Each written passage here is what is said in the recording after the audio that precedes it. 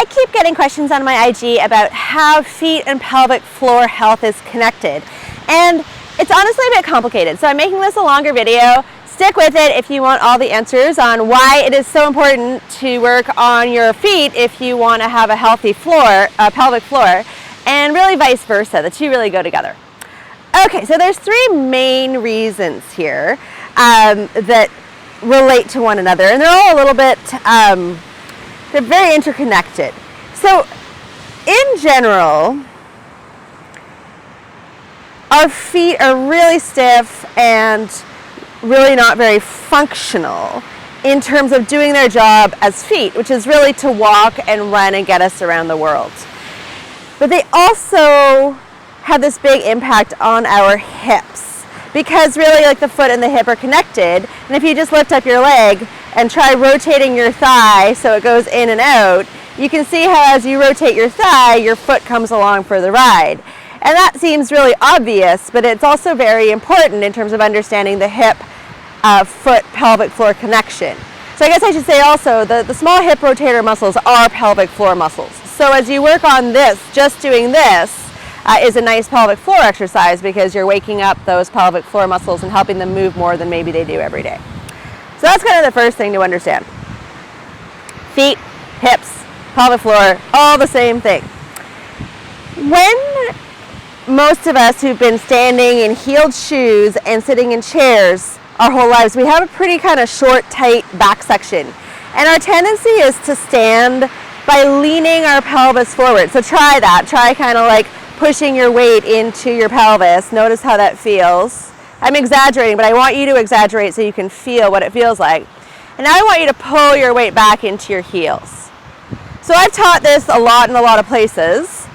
That this is really important pelvic floor and foot-wise. There's this correlation in terms of how this movement habit has a big pelvic floor impact and a big foot impact. So when you move your pelvis forward, notice how the weight changes in your foot. So it goes from the forefoot to the heel as you move your weight back, and then from the heel to the forefoot as you move your weight forward. Your foot, if you look at the bone designs in your foot, there's a big solid bit at the back that looks great for bearing your body weight, and there's a whole bunch of mobile bones at the front that look really great for moving along the earth and articulating. And that in fact is what they're for. So when you stand with your weight all the way forward like this, you're kind of crushing a part of your foot that's not really supposed to hold your weight. So the fix for that is to learn how to hold your weight directly over your heels. And a great place to look for full instructions on that is in the video series I did with Anya's Reviews, where we talked about getting your weight hip over heels. What this looks like from the side is your hip joint needs to be directly over your heel joint for kind of the optimal alignment, as opposed to forward, which is where most of us like to have it. And you'll even see lots of instruction on that, which I don't want to get into right now. But from the point of view of weight bearing for your foot health, it's much better to have your weight over your heels, because this sort of constant overloading on the forefoot really can have a big impact on your nerves and on the plantar fascia and on the function of the forefoot. So that for me was actually what triggered my plantar fasciitis. I switched to a standing desk. I was a major forward stander. I crushed my feet. Not awesome. Now meanwhile, what's happening in your pelvic floor as you move your weight forward is you are shortening all those little butt muscles. And you can see it also as you move your weight backward and forward, as you watch me move my weight backward and forward. You can see how the wrinkles under your butt change. So this is a neutral pelvis, zero wrinkles, neutral position of the muscles here around the hips, and here they're shortening. And it's a passive shortening, but your body doesn't love staying short all the time passively, so it tends to actually lose physical length when you stand like that a lot. Losing physical length in the pelvic floor muscles means you lose the ability to produce force in the pelvic floor muscles. So that standing forward habit crushes your feet and it weakens your pelvic floor. So one of the first things you need to do to work on both is to learn how to stand with your weight back in your heels. So that's number one. Number two, and I talked about this before as well, is that humans can kind of walk by stepping forward and falling, or by holding ourselves up on one foot and pushing backwards with that foot, like a stand-up paddleboarder pushing with their paddle. Now, most humans use a combination of both techniques in their walk, but because, again, of shoes with heels and chairs, most modern humans have about 90% fall and 10% walk in their walk. And that obviously has lots of problems because falling is not good. Falling is gravity pulling you until you stop yourself. And even in a tiny little fall that you can't even tell is a fall, that means you're not using your muscles to move you. You're using gravity, and you're getting a lot of mini shocks into your body that your body can sustain for a long time but aren't the optimal way of inputting loads to your body. When you're holding yourself in your muscles, you're using your metabolism and you're working, and you're, in the end, what you're doing is this hip extension movement where your leg moves behind your pelvis. What that means for your pelvic floor is that the glutes turn on and tug and lengthen your pelvic floor. It also means, just because walking in general is good for your pelvic floor is having to hold you up as you bounce a little bit. So that's good. But this is even better because you're lengthening and then shortening. You're dynamically using those pelvic floor muscles. So it's very restoring for the pelvic floor muscles, and it keeps them strong. But in order to have this leg pushed walk, it's called posterior push-off, you must have foot ability. So number one is you need to be able to be in a zero drop shoe, because if there's a heel, you're going to be forced into falling, and that's any heel, that's your runners.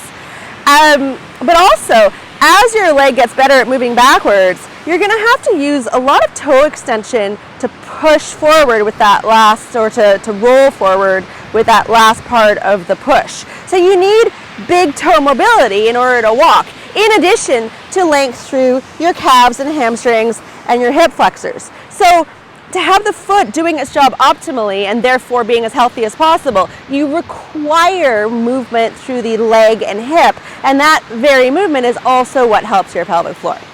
So that's number two. There's like just these correlations. If it works well for your feet, it tends to work well for your pelvic floor. Okay? Number three is probably the most complicated. We're going to get back to this rotational stuff. And if this reminds you of a hip axial car, that's awesome. And one of the reasons I like the cars is because they really help you understand how your body moves better. So if I stand with my feet straight, so that's important because many of us walk with a turnout, and that turnout is creating weird rotations, which are the problem between your feet and the problem we're talking about between your feet and your pelvic floor. So just for a start, working on your feet, working on your gait, you need to learn how to walk with your feet forward instead of out to the side. So there again, that's a change that you're doing for your feet, because it's also great for not bunioning your feet. As soon as your feet are forward, you've got less bunion creating forces. But you also have less rotational forces coming to your pelvic floor. Now, when I put my feet forward and don't do anything else, I bend my knees, they come inwards. So give that a try. Make the outside edges of your feet parallel, and then bend your knees and don't correct anything and just see where they go. And if your knees are bending inwards, that's very common because, again, we've straightened out your turnout. So once we straighten out your turnout, you see the real relationship between your feet, your knee joints, your hip joints. And it's often this kind of inward falling relationship, this drag. Now for me to fix that, I need to externally rotate at my hips. And maybe you can see here and try it. See how my pants pattern turns out? That's what external rotation looks like in the hips. You're gonna see the thigh bone roll out. Now more technically, I use the backs of the knees when I'm assessing someone, but we're trying to just make this make sense in a video, so we're not gonna get into that. But you can see videos of that online with neutral knee pits. But today, you're just looking to see if you can pull your thighs or rotate your thighs wide. Let the bottoms of your feet follow if they want to. And what most of us are going to find is that the whole inside of the foot rolls up. And then as you roll your knees back to where they go, your feet are flat again.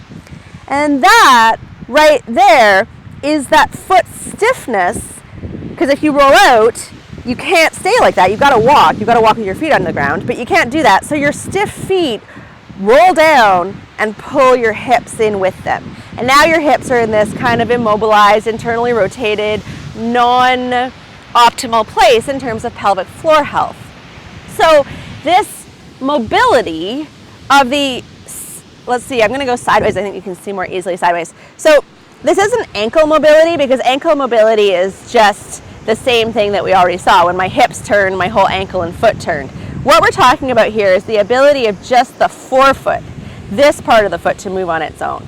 So if you take one hand and put it through the toes. Put your fingers through your toes. My toes don't want to spread today. They're cold. So if you take this hand and foot, you can kind of stir around your whole foot at the ankle, right? That's ankle mobility. Ankle mobility is great, but often it hides a lack of mobility in the forefoot. So what you're going to do, you're going to take your other hand and you're going to hold your ankle still, and then you're going to see how much you can twist your forefoot relative to your still ankle. And hopefully you can get some twist out of it. It might be limited, but that forefoot mobility is what lets you put your foot down when your hips are in a neutral position. And so if you don't work on your feet, but you do work on your neutral pelvis and knees, you're going to be walking around kind of on the edges of your feet all the time, which is non-optimal. So by mobilizing your feet, you're getting feet that are happier. Your bones between your feet, your muscles between your feet, they need to be supple in order to get movement, which is what makes cells happy. So you're working on your feet, super awesome, but by getting that suppleness through your forefoot, you're also supporting your hips being in a better position for long-term pelvic floor health. So that's 3 big reasons that your hips and your feet are super interconnected. I have tons of material on my YouTube about all of this stuff, and I also teach it in great detail in my Build Better Feet program. So if you want to get deep into foot health, walking mechanics, and happier hips, I invite you to come and join me there. But I hope you enjoyed this, and I hope it made lots of sense for you. That is the foot pelvic floor connection that's super key if you want long-term pelvic floor and foot solutions. All right, have a good one.